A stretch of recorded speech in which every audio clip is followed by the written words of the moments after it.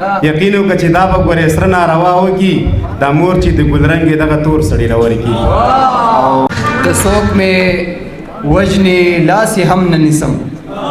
که څوک مې وجنې لاسې هم نه نیسم زما په یو حالت کې شر نه لګي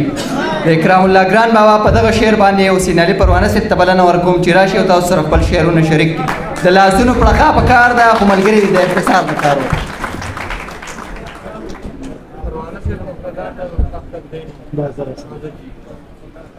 دا سم درد سړی له ورکړي او سم زور سړی له ورکړي سم درد سړی له ورکړي او سم زور سړی له ورکړي د یار د جدایۍ چې څوک پیغور سړی له ورکړي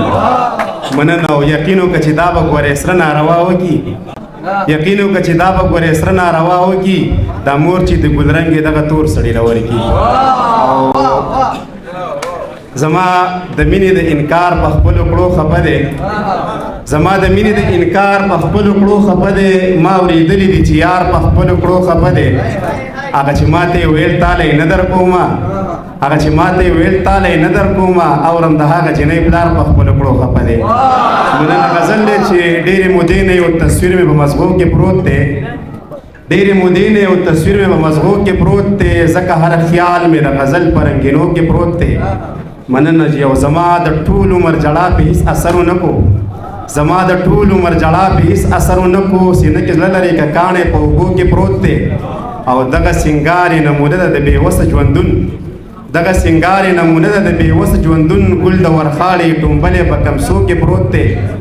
او یو په یوه لاره روان دی بل په بله لاره یو په یوه لاره روان دی بل په بله لاره څومره تضاد د اوسني وخت پښتنو کې پروت دی مننه چې یو شعر بل دی چې دلته نفرت دلته کې مینه د مطلب ده او خندا د لباس دلته کې مینه د مطلب ده او خندا د لباس دلته نفرت د ډیرو خلکو په سینو کې پروت دی